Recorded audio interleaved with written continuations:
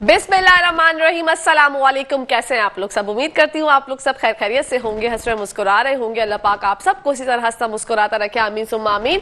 नाजरीन, ये है मेरी वो दिल से दुआ जो डेली आप लोगों के लिए लेकर आती हूँ, क्योंकि दिल से जब दुआ निकलती है, बात निकलती है, वो असर रखती है। मैं हूँ आप लोगों की होस्ट, आपकी दोस्त, आप सबकी फेवरेट कहकशां फैसल, और आप लोग मुलाहिजा फरमा रहे हैं आपका फेवरेट मॉर्निंग शो जिसका नाम है मुस्कुराती सुबह। जी हाँ जनाब, मुस्कुराती सुबह का आगाज हो गया है।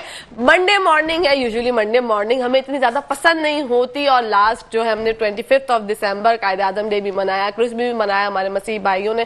हम सब उनको दिल से जो है वो खराज तहसीन पेश करते हैं, मुबारकबाद देते हैं कि उनके त्यौहार बहुत अच्छी तरीके से मनाए गए पाकिस्तान में। और इसी के साथ साथ जनाब आज जो है जब बच्चों की छुट्टियां हुई हुई हैं, बच्चे वेकेशन एंजॉय कर रहे हैं, वहीं पर माएँ जो है जब नाश्ता बनाने जाती हैं तो एन उस वक्त पर नाश्ता बनाने के टाइम पर जो है वो गैस गायब हो जाता है। ये गैस की वो लोड शेडिंग है जिससे आलमी मसला मैं कहना चाहूंगी पाकिस्तान का, इससे हर खवातीन जूझ रही है, मर्द हजरात भी जूझ रहे हैं, क्योंकि जब वो बेचारे नहाने के लिए खड़े होते हैं पानी नहीं होता गर्म, वो परेशान होते हैं कि अब हम करें क्या। माइक्रोवेव का इस्तेमाल अगर ज्यादा करेंगे या कैटल का भी इस्तेमाल ज्यादा करेंगे तो उससे बिजली का बिल आएगा। तो हम हर जगह पे पाकिस्तानी जो है बहुत फ्रस्ट्रेशन का शिकार है। और ये जो एक और परेशानी आज से जो है वो, अगर गुलशन इकबाल के रोड की मैं बात करूं, नेशनल स्टेडियम की अगर मैं बात करूं, उसके एतराफ में क्रिकेट मैच जो आज होने जा रहा है, टेस्ट मैच कराची में हो रहा है पाकिस्तान का और न्यूजीलैंड का पहला टेस्ट मैच है। आज से जो है वो सब जो है वो क्रिकेट शायकीन के लिए खुशी की खबर है, लेकिन जो हम जैसे लोग हैं जो उनको क्रिकेट ऐसा पसंद नहीं है, और टेस्ट मैच की अगर मैं बात करूं तो ज्यादा इंटरेस्ट नहीं होता हमारा,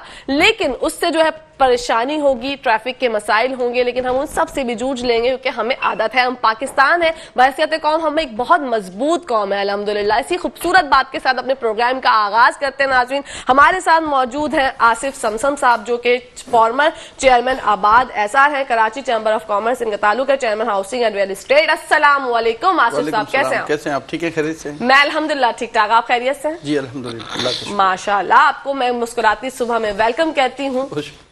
इन्हीं के साथ साथ एक और मौजूद मेहमान हमारे साथ मौजूद हैं जिनका मैं अक्सर जिक्र करती हूँ, शाहिद कुरैशी साहब, जो कि founder knowledge world skills development centre से हमारे साथ मौजूद हैं। अस्सलाम वालेकुम शाहिद भाई। वालेकुम अस्सलाम, कैसी हैं आप? ठीक हैं? मैं बिल्कुल ठीक ठाक। शाहिद भाई आप खैरियत से? जी मैं बिल्कुल ठीक ठाक, खैरियत। खुश आमदीद कहती हूँ आपको भी मुस्कुराती सुबह में। आपका जिक्र बहुत किया करती थी मैं, आपसे बाज़ाब्ता तौर पर मुलाकात कभी नहीं हो पाई थी, लेकिन देखें जब डेस्टिनी जो होती है वो इस तरह से आपको मिला देती है। बिल्कुल ऐसे ही। तो बात करते हैं, बाकायदा आगाज करते हैं। सबसे पहले सर आपसे जानना चाहूंगी, माशी और इक्तिसादी सरगर्मियों पर लॉ एंड ऑर्डर की खराब सूरत हाल की किस तरह से नजरअंदाज हो रही है, जरा इस बारे में रोशनी डालिएगा।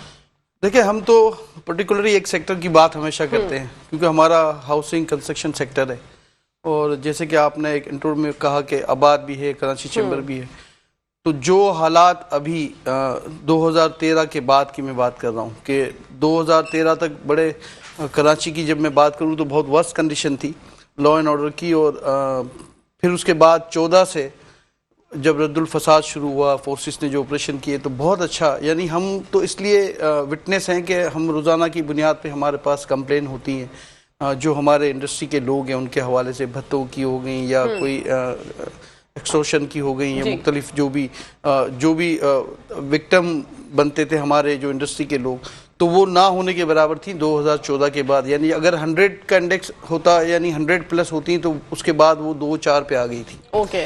लेकिन बदकिस्मती से अब आज की मैं बात कर रहा हूँ कि ये बहुत ज़्यादा बढ़ गया है। ठीक है। इतना नहीं है जो 2013 से पहले था, उस वक्त ऑर्गेनाइज था, इस वक्त ऑर्गेनाइज नहीं है। लेकिन जो लॉ एंड ऑर्डर की हालत है, जैसे कि आपने कहा, तो वो बहुत ज़्यादा हम इंडस्ट्री की जब अपनी बात करते हैं तो हमें बढ़ती हुई नज़र आ रही है। हम राब्ते में हैं, जो भी पुलिस की जो 3 DIGs होते हैं ऑपरेशन के, उनसे हमारा एक फोकल सिस्टम का राब्ता होता है एज ए आबाद कन्वीनियर लॉ एंड ऑर्डर। मैं अभी लॉ एंड ऑर्डर का उस पोर्टफोलियो को देखता हूँ, तो अभी जो हालात हैं मैं समझता हूँ कि एक तो जो हम समझते हैं कि जो माशी हालात हैं मुल्क के, आपको पता है कि महंगाई ऑलमोस्ट डबल हो गई है साल 1.5 साल की मैं बात करूं, तो वो फैक्टर सबसे बड़ा है। लेकिन इसी फैक्टर का फायदा उठाते हुए वो लोग जिनको रोका गया था या जिनको जो विल दिखाई थी फोर्सेस ने, वो फिर एक्टिव हो गए।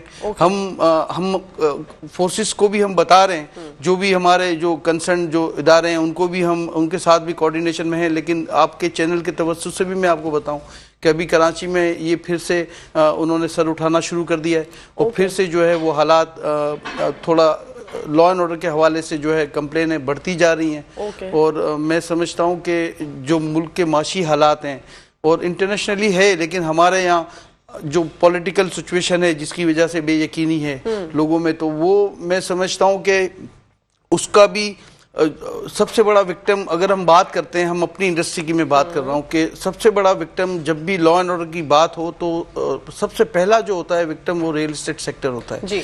ये कॉमन है। आप अपने इतराफ में देख लें, अगर आपके इलाके में जहाँ आप रहते हो या जो इलाके बहुत ज़्यादा मुतासिर होते हैं, तो आप नोट करें कि वहाँ प्रॉपर्टी की वैल्यू जो है वो डाउन होना शुरू हो जाती है। बाकी चीज़ें, आटा तो बाद में सस्ता है, आटा तो महंगा होता है उस लॉ एंड ऑर्डर में, लेकिन प्रॉपर्टी या हमारी जो सनत है उसको बड़ा हिट करती है ये सारी चीजें। प्रॉब्लम्स बहुत देखी जाती हैं। आसिफ भाई सही कह रहे हैं, बात दोबारा कंटिन्यू करेंगे। बढ़ते हैं हम शाहिद भाई की जानिब। शाहिद भाई से जानते हैं, शाहिद भाई हमें बताएगा knowledge world skills development centre के बारे में।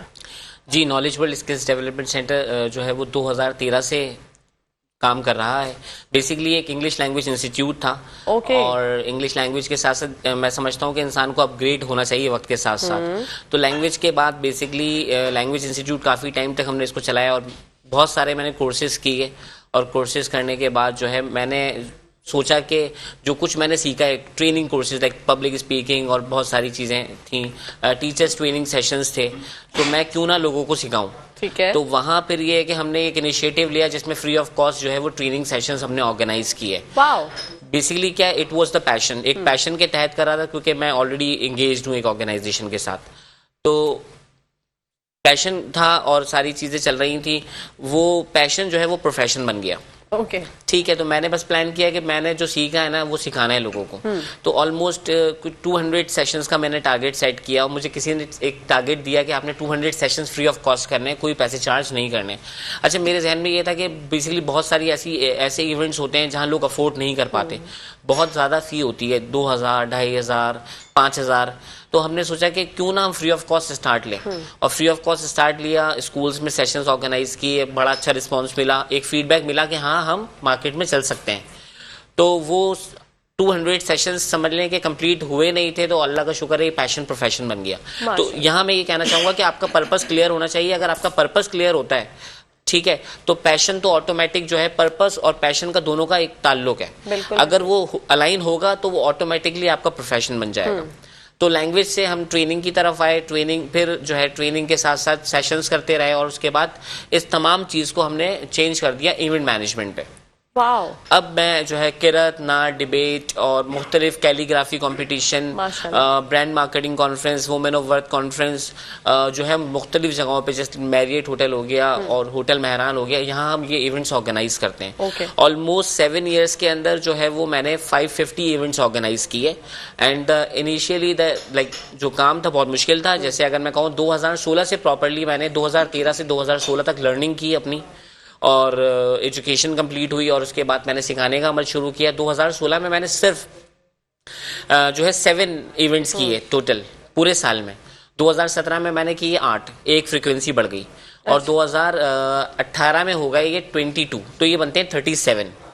तो ये 3 साल अलग है। यानी मैं यहाँ एक मैसेज देना चाहूँगा, consistency is the key to success. No doubt. Determination, आप डट जाएं, डट के काम करें, लोग आप पर हंसेंगे भी, आपकी मजाक भी उड़ाएंगे और जो है वो आपको बुरा भला भी कहेंगे, लेकिन आपने डटकर काम करना है। कॉन्फिडेंस तो वक्त के साथ साथ आता रहेगा। नॉलेज थी, स्किल्स को वक्त के साथ साथ इम्प्रूव किया, सोसाइटी को सर्व किया, बिल्ड किया और उसके नतीजे में पैशन प्रोफेशन बना। लेकिन पर्पस क्लियर था कि सोसाइटी को डेवलप करना है। ठीक है। तो वो 37 जो सेशंस थे वो एक तरफ, और फिर हर साल अल्हम्दुलिल्लाह 125 और 130 और 150 तक हमने इवेंट्स ऑर्गेनाइज किए। ऐसा भी हुआ कि सुबह भी एक इवेंट है, दोपहर में भी एक इवेंट है और एक शाम में भी इवेंट है। मैं एज अ ट्रेनर मैं कहीं जाता था पब्लिक स्पीकिंग के लिए, मोटिवेशनल स्पीच के लिए, या मुझे गेस्ट ऑफ ऑनर, फिर जाहिर सी बात है इन्विटेशन आने लगे, तो वहाँ पे भी मैं एज अ स्पीकर जाने लगा। तो अल्हम्दुलिल्लाह 7 ईयर्स में 550 इवेंट्स किए अल्हम्दुलिल्लाह। और 22 सिग्नेचर इवेंट्स हैं जिसपे हम काम कर रहे हैं, यानी किरत, नाट, debate, brand marketing conference, women of worth conference, calligraphy competition, cooking competition की बात करूंगा कि रिसेंटली हमने 3 मंथ्स में कुकिंग सेगमेंट पे काम किया। अच्छा, मेरा थोड़ा सा ये है कि मैं इनोवेटिव हूँ, नए नए एरियाज पे काम करना पसंद करता हूँ। Okay. तो मैंने एक इनिशिएटिव लिया, बस ये कि सोचा कि कुकिंग पे काम किया जाना चाहिए। तो कुकिंग सेगमेंट जैसे ही मैंने अनाउंस किया तो अल्हम्दुलिल्लाह लोग ऐसे मिल गए मुझे सपोर्टिव, उन्होंने मुझे सपोर्ट किया। तो बेसिकली उसमें हमारा मकसद ये था कि हमने जो होम शेफ हैं उनको सपोर्ट करना है, उनको आगे लेकर आना है। और बस मेरी थीम ये थी कि मैं रजिस्ट्रेशन जो लूंगा वो 15 से ज्यादा रजिस्ट्रेशंस नहीं लूंगा। फर्स्ट सेकंड थर्ड पोजीशन भी दूंगा, उसके बाद फोर्थ फिफ्थ सिक्स को हम मेडल्स भी देंगे, सर्टिफिकेट्स भी देंगे और उनको हाईलाइट भी करेंगे, मीडिया कवरेज भी उनकी होगी। तो पहला इवेंट हमारा 2 अक्टूबर को था, उसके बाद 30 अक्टूबर को, 13 नवंबर को, फिर हमने चौथा सीजन हैदराबाद में किया। माशाल्लाह, वेरी गुड। 5वां सीजन अभी हमने रिसेंटली किया है, जो है हमारा जो है वो लाल किला में था 22 दिसंबर को। ओके, और जो छठा सीजन है, और छठा सीजन जो है वो बहुत ही माशाल्लाह से इसी सेट पर होगा, मेट्रो पे होगा अल्हम्दुलिल्लाह। और कल है और 10 लोग उसमें जो है वो हिस्सा ले रहे हैं और वो इवेंट तकरीबन ऑलमोस्ट तैयार हो गया है।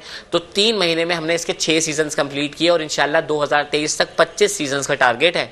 तो जो लोग हमारे साथ जुड़ना चाहते हैं, हमारे साथ हाईलाइट होना चाहते हैं, हमारे साथ काम करना चाहते हैं, वो बिल्कुल हमारे प्लेटफॉर्म को ज्वाइन करें। रीजनेबल फी है और इसमें हम आपको मीडिया कवरेज और दीगर सहूलियात जो है वो फराहम करेंगे। तो बेसिकली ये सीजन जो है वो बिल्कुल एक यूनिक है कि इतने कम टाइम में 3 मंथ्स के अंदर हम चैनल पर आ गए अल्हम्दुलिल्लाह।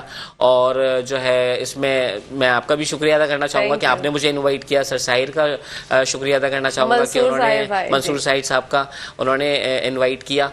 तो माशाल्लाह से कल का इवेंट इंशाल्लाह जो है वो बहुत अच्छा होगा। और मैं अल्हम्दुलिल्लाह के 6 इवेंट्स सिर्फ 3 महीने में कंप्लीट कर लिए। और सिर्फ ये 6 इवेंट नहीं हुए बल्कि इसके अलावा बहुत सारे इवेंट हुए, तकरीबन महीने के हमारे तकरीबन 6 इवेंट हैं। और कितनी ज्यादा खवातीन को आपने एक नई जिंदगी में एक ऐसी राह दिखाई होगी जो घर में खाना बनाती थी और ये सोचती थी कि यार मेरी स्किल्स जो है वो वेस्ट हो रही है, मैं घर में खाना बनाती रहती हूँ, मुझे कुछ जिंदगी में कुछ करने के लिए चाहिए। तो आपने जो है उनकी राह हमवार की, बिल्कुल बहुत उनको जबरदस्त एप्रिसिएशन भी मिली जी। और उनको एक जाहिर सी बात है documentation is very much important. Document, उनको सर्टिफिकेट मिला, उनका पोर्टफोलियो बना, वो हाईलाइट हुए पिक्चर्स के जरिए, वीडियोस के जरिए।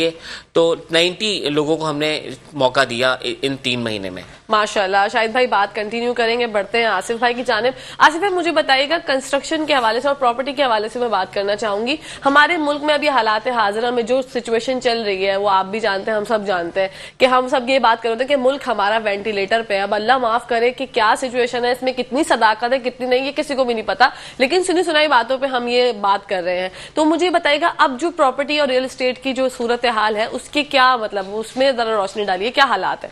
देखिए, ये रूमर्स जो आपने बात की, ये सबसे ज्यादा नुकसान पहुंचाती है किसी भी इकोनॉमी को, किसी भी मुल्क को।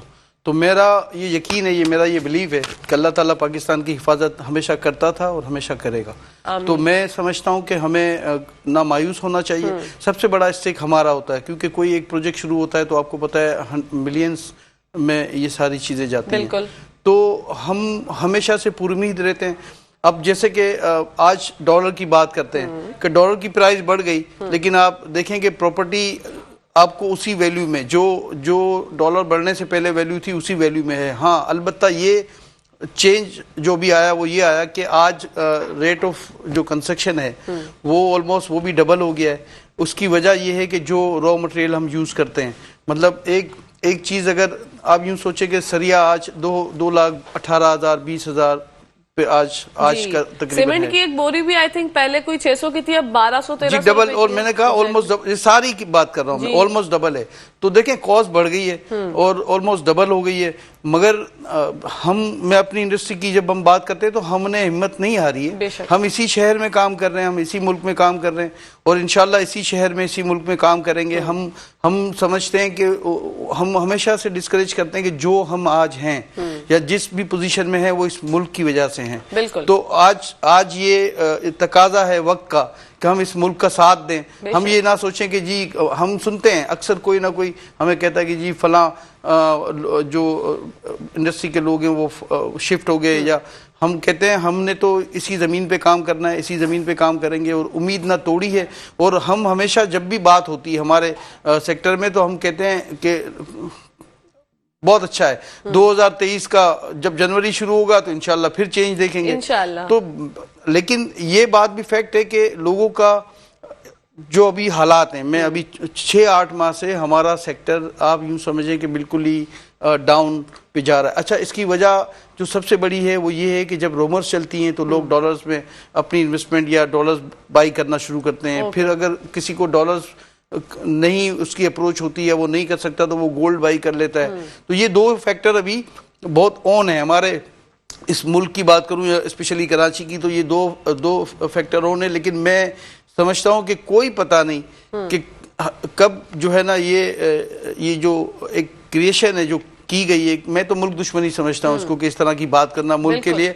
तो जब ये टूटेगा तो गोल्ड भी नीचे आएगा, डॉलर भी नीचे आएगा इंशाल्लाह। और जो रियल एस्टेट है, हम कहते ही इसको इसलिए रियल एस्टेट है कि आपको मैं यूं कह दूं कि जब आप छोटे थे या मैं छोटा था जब, तो उस वक्त की वो प्राइस जहां मैं रहता हूं और आज की वो प्राइस जहां मैं रहता हूं, आप अगर कैलकुलेशन करेंगे तो मैं नहीं समझता कि इससे ज्यादा मार्जिन या इससे ज्यादा प्रॉफिटेबल कोई सेक्टर हो सकता है। बिल्कुल। तो हम हमेशा से पुरुमीद हैं और हम कहते हैं हमेशा कि भाई अपने मुल्क के साथ वफादारी करनी है, अपने मुल्क के साथ रहना है। यही हमारी आज भी इन हालात में भी ये कोशिश है कि जो फॉरेन इन्वेस्टमेंट है हम अपने सेक्टर में लाएं, जो कि बहुत बुरे तरीके से पॉलिटिकल अनसर्टेनिटी की वजह से बहुत बुरे तरीके से मुतासिर है। ओवरसीज पाकिस्तानी, हमारा 40% जो इन्वेस्टर होता है या बायर होता है वो ओवरसीज पाकिस्तानी होता है। तो आज जब डिफरेंस जब बढ़ जाता है ना, जब आप बैंक से उसको 220, 22 या 25 रुपए देते हैं डॉलर का, और ओपन मार्केट में उसको जो हुंडी के जिसको हम कहते हैं उसमें उसको 250, 255 रुपए मिलते हैं, तो वो फिर बैंकिंग सेक्टर को यूज नहीं करता, क्योंकि उसकी भी मेहनत की कमाई है। वो सोचता है कि बड़ी मेहनत से मैंने कमाया तो मुझे पूरा मुआवजा मिले। तो वो चीजें थोड़ी सी हिट कर रही हैं, हमारे सेक्टर को भी हिट कर रही हैं, और ये जो फॉरेन एक्सचेंज का जो हमारा जो रिजर्व होता है उसको भी हिट कर रही हैं। लेकिन फिर मैं कहूंगा कि हम ना उम्मीद नहीं है। और आसिफ भाई बात कंटिन्यू करते हैं, यहाँ पे ब्रेक का टाइम आ गया। नाजरीन कहीं जाएगा मत, देखते रहिए मुस्कुराती सुबह हमारे साथ मुस्कुराते हुए। जी नाजरीन, welcome back to the show. आप लोग देख रहे हैं आपका फेवरेट मॉर्निंग शो जिसका नाम है मुस्कुराती सुबह। मुस्कुराती सुबह में अब वक्त हुआ जाता है एक ऐसे सिंगर का, जब भी मैं इनका जिक्र करती हूं तो लोग जो है उनके दिलों की धड़कनें बढ़ जाती हैं, क्योंकि जब ये परफॉर्मेंस करते हैं, इनके लटके झटके ठुमके और इनका गाना इतना लाजवाब होता है। तो बढ़ते हैं ऐसे खान साहब की जानिब। अस्सलाम वालेकुम, आइए और छा जाइए।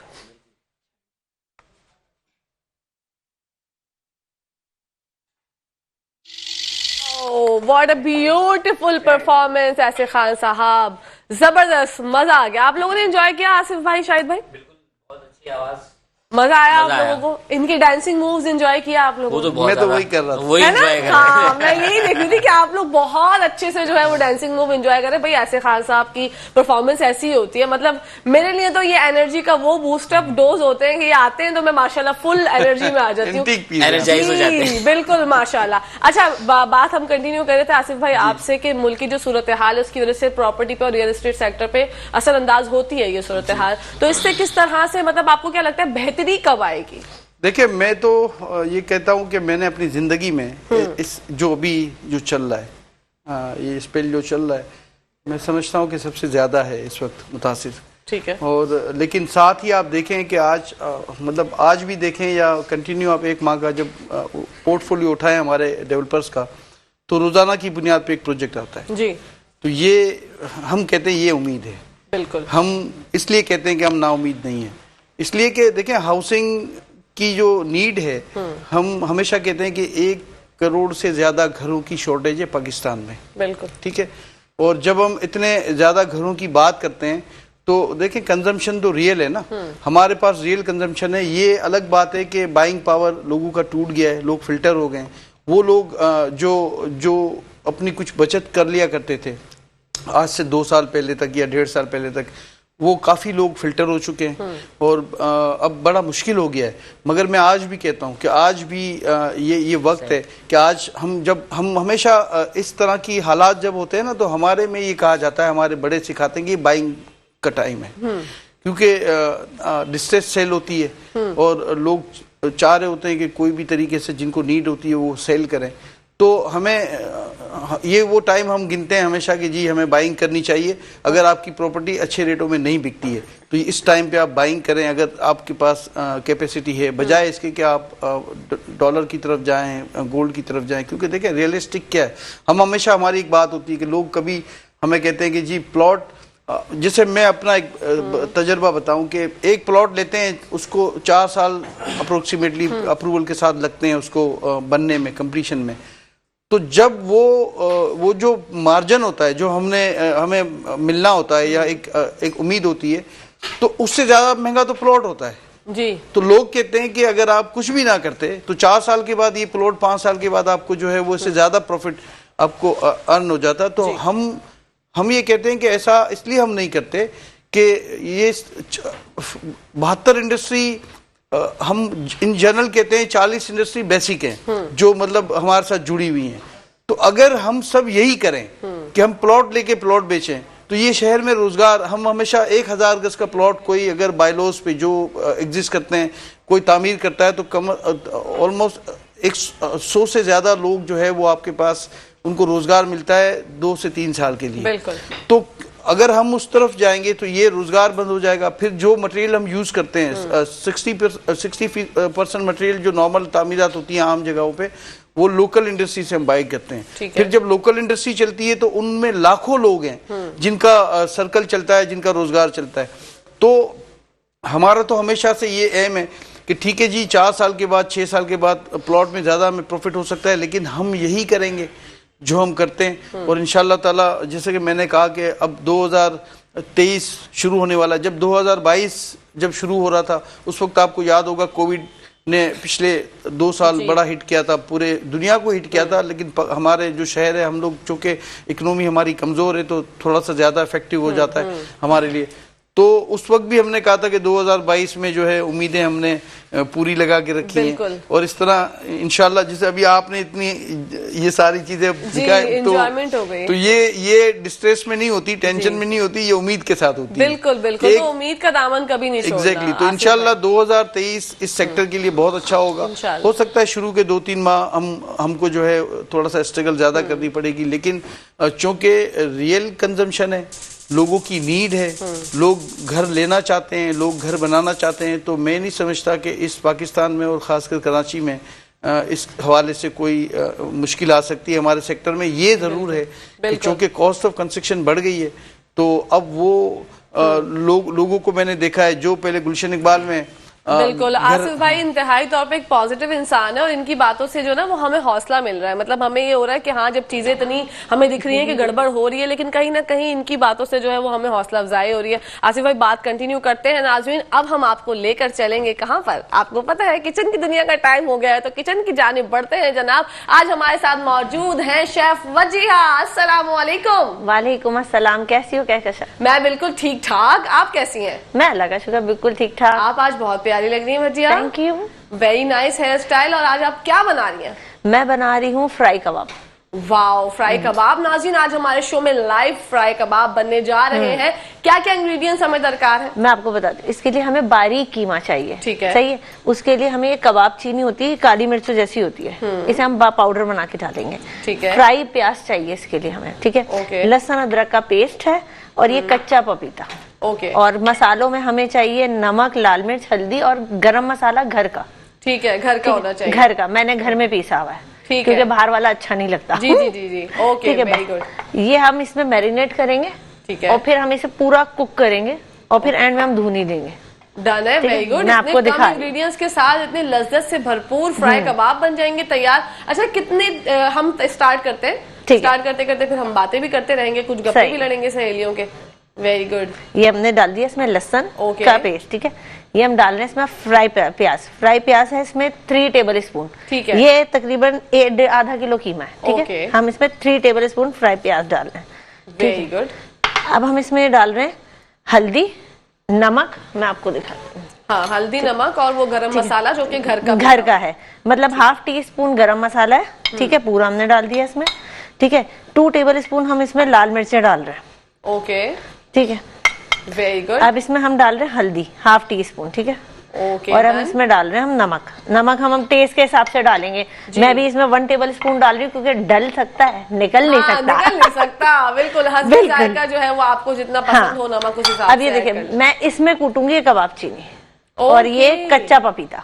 वाह, ठीक है, फ्रेश कच्चा पपीता जो है हमारा, हम इसकी जगह जो है कचरी पाउडर यूज कर सकते हैं। फ्लेवर चेंज हो जाता फ्लेवर है, चेंज हो जाता है क्योंकि ना? वो एक मतलब दूसरा पाउडर उन्होंने मतलब आर्टिफिशियल बना हुआ है वो। ओके। उससे फ्लेवर चेंज हो जाता है। ठीक है। कच्चे पपीते से बहुत अच्छा फ्लेवर आएगा इसमें और बहुत डिफरेंट होगा ये। Okay, very good. मतलब वजीहा तो है ना, आज सब जो है ना औरतों की, हमारी जो आंटी है उनकी फेमस हो जाएंगी, वो मतलब उनकी जो फेवरेट हो जाएंगी कि वो जो है वो मूसल से जो है वो कहते हैं ना आवन दस्ता, उससे कूट रही हैं। और घर के मसाले की उन्होंने बात की कि घर का मसाला ज्यादा जरूरी है। मतलब हमारी दादी नानियां और हमारी आंटियां जो ना वो सख्त खिलाफ होती है पैकेट के मसालों की, बिल्कुल। और एंटी हो जाती है, वो कहती है नहीं। तो ऐसी बहू देखें, आपको वजिया जैसी बहू कहाँ मिलेगी। मतलब ये वजिया देखो, शादी का भी तुम्हारा मैं सीन ऑन करवा रही हूँ। नहीं, वो हुई भी है। उसकी जरूरत नहीं है, वो शुक्र है, बहुत अच्छी हुई है। ओके, माशाल्लाह, दैट्स वेरी गुड। तो फिर आंटियां सॉरी आप लोगों के लिए, नहीं वजिया ने कैंसिल कर दिया। बुक है, बुक है वजिया, ठीक है। ठीक। Very अब इसमें good. हम डाल रहे हैं कचरी, उसकी कबाब चीनी कहते हैं इसे। कबाब आप बिल्कुल चीनी। इसे देख लो, बिल्कुल काली मिर्चों जैसी है। मैं दिखा देती हूँ, कैमरा दिखा भी दे। बिल्कुल ये जो ना काली मिर्चों जैसी होती है, पर ये कबाब चीनी होती है। इसका कबाब फ्लेवर चीनी के बहुत नाम अच्छा से होता है, इजीली मिल जाएगी। इजिली मिल जाती है हर पंसारी की दुकान से। ओके, और आप इसमें कूट के डालोगे ना, फ्लेवर बहुत चेंज होता है, अरोमा बहुत अच्छा आता है हर चीज का, ओके। क्योंकि फ्रेश होता है, ताजा होता है, इसलिए। और खुशबू से भरपूर हो जाएंगे हमारे कबाब। हाँ, वेरी गुड। हम इसमें 1 टेबल स्पून के करीब इसमें पीस के डालेंगे। ठीक है। ठीक है, कबाब कबाब चीनी। कबाब चीनी, ओके। मैंने पहली बार ये नाम सुना। ये मेरे घर वाले भी कहते हैं तुम नई नई चीजें लेकर आती हो, बताती हो। वाओ, ये हमने इसमें कूट के डाल दिया। अब हम इसे कर देंगे मिक्स। Very good. और इसे अगर आपने खुद घर में बनाना है ना, तो आप इसे ना रात में मैरिनेट करके रखें। अभी तो हमारे पास टाइम नहीं है, तो हम इसे फौरी कुक करेंगे। ठीक है। और ये प्याज बिल्कुल घुलसी जाएगी, और फिर हम इसमें धुनी देंगे तो लगेगा जैसे अभी अभी बारबेक्यू हुआ है। अरे मैं दिखाऊंगी। वाह भाई वाह, अभी अभी बारबेक्यू हुआ हाँ। है, ये तो जबरदस्त हो गया, मजा आ गया। मतलब आज हमारे सेट पे बनने जा रहे हैं कबाब, फ्राई कबाब। मैं तो बहुत एक्साइटेड हूँ, खवातीन आप भी एक्साइटेड हैं, तो पूरी रेसिपी फॉलो करें और बनाएं आज वजिया। और मैं ये भी आपको बताती हूँ, ये सिर्फ ना कराची में बंस रोड पे मिलते हैं। Okay, very good.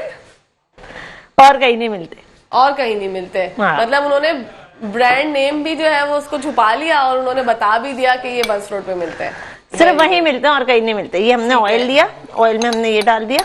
ठीक है, अब ये हम इसे इसमें पानी डाल के कुक होने छोड़ देंगे बस। ठीक है। कितनी देर में बन जाते हैं ये हार्डली 30 मिनट्स में रेडी होता है, क्योंकि कीमा है ना, कीमा हमने बारीक कीमा निकाला है। Very good.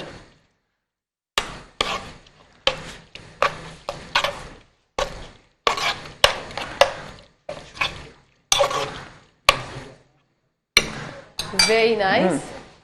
अभी हमने रख दिया, इस पे हम कवर कर देते हैं, कुछ भी ढक्कन अभी। हाँ, ठीक है, बिल्कुल। और ये जब हम 15 ढक मिनट्स देते में हैं तो ढकने के बाद जो है वो बहुत अच्छे से जो है खाना बन जाता तेजी है, पक जाता है, इजी पक ये जाता अब मैं है ना गोश्त। हाँ, इसको भी मैं से एंड वो में रखने धुनी देंगे। हाँ, एंड में धुनी देंगे जब ये रेडी हो जाएगा। ठीक है, ओके, ताकि इजी रहे और जल्दी सब हो जाए। इजी टू कुक हो जाए। भाई जनाब, वजिया की तो रेसिपी बहुत जबरदस्त है और बहुत मिनटों सेकंडों वाली है, जल्दी से झटपट स्टार्ट हो जाएगी और फिर झटपट हम से इसमें बन एंड में भी जाएगी। मक्खन भी डालेंगे, तभी ये Oh my फ्राई होंगे। God! अरे वाह वाह, जबरदस्त। अच्छा, अब बढ़ते हैं शाहिद वजिया, आप बनाओ, हम थोड़ा ठीक सा है। शाहिद भाई से बात ठीक करते हैं, फिर आपकी जानिब आएंगे। शाहिद भाई, कल जो होने वाला है कुकिंग कंपटीशन, आपने ये बात छेड़ दी है तो मेरे अंदर से क्यूरियोसिटी जो है वो बहक के बाहर आ रही है, तो जरा उसके बारे में बताइए, कल क्या क्या होने वाला है, क्या क्या चीजें हो रही हैं, कुकिंग कंपटीशन, कितनी कंटेस्टेंट्स होंगी, थोड़ा सा नाज़रीन को, लेकिन ये कि सरप्राइज के साथ कुछ चीजें छुपानी है, कुछ चीजें बतानी है। ठीक है, चले ओवर टू यू शाहिद भाई। ऑलमोस्ट 10 लोग होंगे उस कंपटीशन के ठीक अंदर, है। और 3 पोजीशंस होंगी, फर्स्ट सेकंड थर्ड पोजीशन होगी। हाँ। उसके अंदर, और इंशाल्लाह जब ऑन सेट होगा और चीजें 1 बाय 1 जो है वो लाइनअप होंगी, उसमें एक एक करके लोग आते रहेंगे और अपनी ठीक है। जो कुक्ड होगा वो बेसिकली लोग बना के लेकर आएंगे, कोई भी एक चीज। ओके। तो कल बहुत सारा खाना होगा यहाँ। ओ खाने के लिए। ओके, ठीक है, तो ये है कि इंशाल्लाह मंसूर साहिल भाई तो फिर पैक करा के ले जाएंगे। बस वो कुछ आप ले जाइएगा। अच्छा, मतलब ये अच्छा सीन है। मंसूर भाई देखे आप सुन लें, वो कह रहे हैं शाहिद भाई कि कुछ आप ले जाएगा, कुछ मंसूर भाई ले जाए। नहीं, कोई मसला नहीं है, उनकी अथॉरिटी होगी, वो जिस तरह से मैनेज करें। लेकिन खाना कल हमारे सेट पर बहुत होगा, डिफरेंट रेसिपीज होंगी और लोग खाना बनाकर लेकर आएंगे और इंशाल्लाह एक अच्छा सक्सेसफुल इवेंट होगा इंशाल्लाह। अच्छा, नेक्स्ट प्लान्स आपके क्या हैं? चलिए, ये तो कल इंशाल्लाह हमारा हो जाएगा। ये कितने दिन चलेगा कुकिंग कंपटीशन? ये तो एक दिन ही चलेगा फिलहाल, अभी आगे फिर और लाइनअप करते रहेंगे इंशाल्लाह, लेकिन फिलहाल अभी ये कल एक दिन चलेगा। ओके, एक दिन ही चलेगा। इसमें 10 में से 3 पोजीशंस होंगी, first second third, through judgement. Okay, वो जजेस आएंगे, टेस्ट करेंगे क्रिएटिविटी, नीटनेस और क्लैनलीनेस, इन तमाम चीज़ों को देख के सफाई वगैरह, प्रेजेंटेशंस, क्वेश्चन आंसर्स करेंगे रेसिपी से रिलेटेड, और फिर वो जज करेंगे फर्स्ट सेकंड थर्ड। तमाम लोगों को सर्टिफिकेट्स दिए जाएंगे और शील्ड्स दी जाएंगी। वाओ। नेक्स्ट प्लान ये है कि इंशाल्लाह हमारा सीजन 7 जो है, अब हम इस पूरे ट्रेंड को स्कूल में भी लेकर आ रहे हैं। Wow, that's very good. School के बच्चे, क्योंकि ऐसी बात है, लेकिन लोग एजुकेशन तो हासिल कर लेते हैं, लेकिन स्किल सेट अगर ना हो, क्योंकि उन्होंने पढ़ लिख कर भी ऐसे काम करना है जिससे उन्होंने रेवेन्यू जनरेट करना है। Exactly. क्यों ना अब उन्हें स्कूल लाइफ से ही वो वेंचर देना शुरू करें, जिससे वो आगे जाके अर्निंग करना शुरू कर दें। बिल्कुल ऐसे तो ये 8, 9, 10 के बच्चों के लिए हमने एक अनाउंस किया है। इंशाल्लाह 14 जनवरी को होगा दी नाइस स्कूल के अंदर। उसके फाउंडर हैं एम शुएब GH, ओके, और उसके डायरेक्टर है फैजान वास्ती। उनके साथ हम एक कोलैबोरेशन में एक इवेंट कर रहे हैं, जिसमें स्कूल के बच्चे, बल्कि पूरे कराची के स्कूल के बच्चे उसमें हिस्सा ले सकते हैं। ये बहुत अच्छा इनिशिएटिव है। शाहिद भाई, मैं चाहती हूँ कि अभी जो हमारी प्यारी सी सहेली ने हमें ज्वाइन किया है, जरा उनकी तरफ भी तो आपका ध्यान मुतवज्जा कराएं, आपकी मुलाकात कराते हैं शेफ सारा फरहान से। अस्सलाम वालेकुम। मैं बिल्कुल ठीक ठाक, आप कैसी हैं Sara? Very nice, looking very pretty today as usual, माशाल्लाह।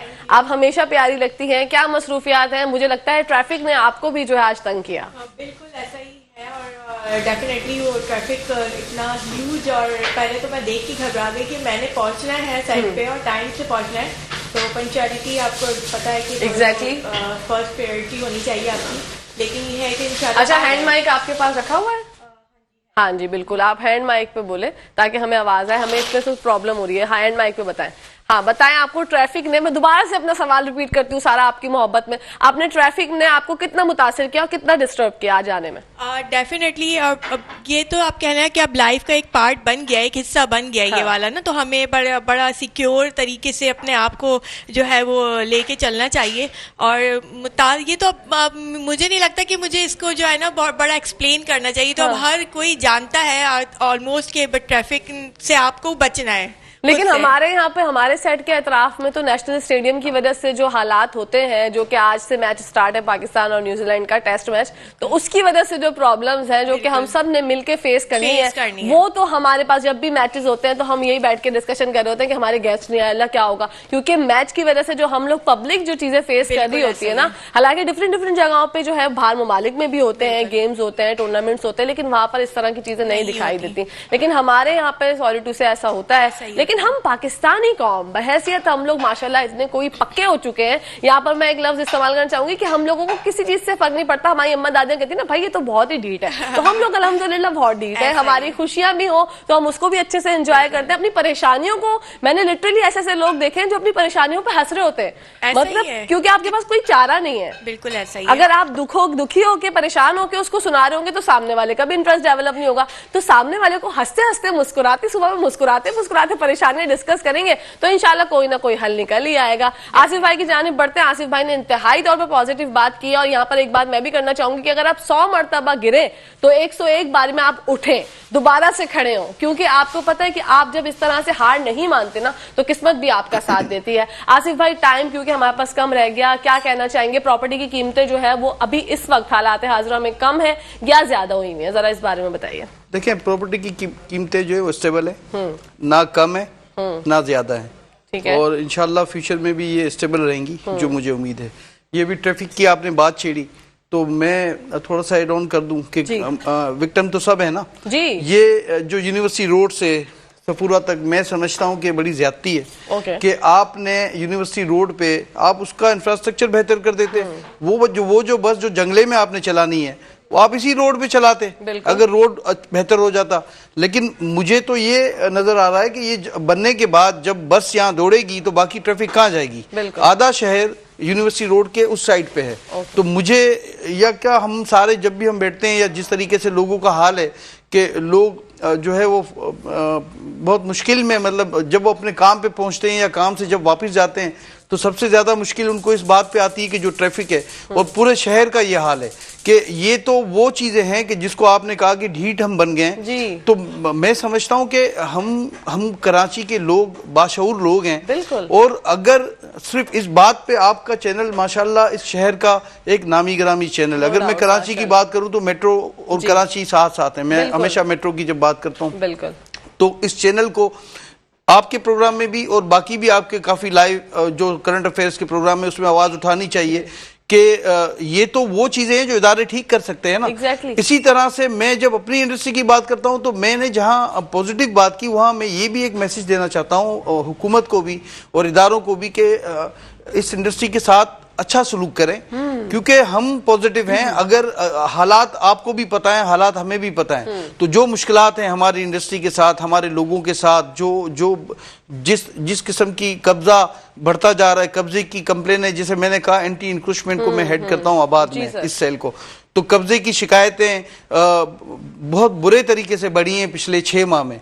तो इदारों को भी, जो फोर्सेस हैं उनको भी मैं कहता हूं कि देखें ये रोजगार चलेगा तो स्टेबिलिटी रहेगी। अगर रोजगार बंद हो जाएगा, अगर इतना ज्यादा किसी को प्रेशर करेंगे या इस इंडस्ट्री के लोगों को या उनकी जो प्रॉपर्टीज हैं, उनकी जमीनें हैं, अगर आए दिन कंप्लेन बढ़ती जाएंगी कब्जों की, तो लाजमी एक वक्त आएगा कि लोग दिल बर्दाश्ता हो जाएंगे और उसका नुकसान उस इंडिविजुअल, यानी मैं एक डेवलपर की बात करता हूं, उसको नहीं पहुंचेगा, वो फिर भी सर्वाइव कर जाएगा। लेकिन जो लोग जुड़े हुए हैं उसके साथ, इस काम या कारोबार के साथ, उनको बड़ा वो जाके इफेक्ट करेगा। टेक्सटाइल का हालत आपको पता है कि इंपोर्ट बंद होने की वजह से वो वैसे ही उनकी लेबर कम होती जा रही है, उनके प्लांट बंद होते जा रहे हैं। तो बिल्कुल, बस इसी उम्मीद के साथ शाहिद भाई, आसिफ भाई, हम सब जिंदा हैं कि इंशाल्लाह बेहतरी जरूर आएगी और 2023 हम सब की जिंदगियों में खुशियां लेकर आएगा। हमारे मुल्क के लिए खुशी का साल होगा इंशाल्लाह। आप सबका बहुत बहुत शुक्रिया। आसिफ भाई आपका शुक्रिया, शाहिद भाई आपका शुक्रिया, शेफ सारा आपका शुक्रिया कि आपने अपने बिजी स्केड्यूल में से हमारे लिए टाइम निकाला। और वक्त होता है किचन की जानिब बढ़ने का, तो आपको लेकर चलते हैं किचन की दुनिया में। शेफ वजिया कहाँ तक पहुंचे हमारे फ्राई? ये हमारा धुनी हमने दे दी है इसमें, ये देखें, ठीक है, जबरदस्त। अब इसे हम बस निकाल रहे हैं, प्रेजेंटेशन बिल्कुल कर रहे बिल्कुल हैं। प्रेजेंटेशन करते हैं हम नाजरीन, प्रेजेंटेशन की जानिब, जो कि मेरा फेवरेट अमल है प्रेजेंटेशन। वाओ, धुआं धुआं जो हो रहा है ना, सच में ऐसे ही लग रहा है जैसे बारबेक्यू हो रहा है हमारे साइड पे। यही तो इसकी बात। अब ये देखिए मैं इसमें मक्खन डाल रही हूँ, वेरी नाइस, तभी होगा फ्राई, ठीक है। वाओ, अब हम थोड़े से इसमें अदरक स्प्रिंकल कर रहे हैं, ओके, ठीक है, और ये हो गया हमारी रेडी हो गया। बिल्कुल, वाह भाई, क्योंकि जबरदस्त। कीमा बहुत जल्दी बनता है। बिल्कुल ऐसे ही है, कीमा बहुत जल्दी बन जाता है, लेकिन शेफ वजिया ने और भी जल्दी से झटपट से हमें बना के दिखा दिया और धुआं धुआं हमारे सेट पे हो रहा है। बहुत अच्छी खुशबू आ रही है, लज्जत से भरपूर। शेफ वजिया आपका भी बहुत बहुत शुक्रिया Thank you कि so आप much. हमारे प्रोग्राम में आए। इतने जबरदस्त फ्राई कबाब आपने हमें बनाना सिखाया। इसी खूबसूरत बात के साथ आप सबका शुक्रिया। और मैं चाहूंगी कि अब मैं दावत दे दूं मिस्टर ऐसे खान साहब को, जो कि हसीन तरीन हालत में हमारे सामने मौजूद हो चुके हैं। और जब ये गाना गाएंगे और उसके बाद हम ब्रेक पर चले जाएंगे नाजरीन, तो आप लोगों ने कहीं जाना नहीं, देखते रहिए मुस्कुराती सुबह जी।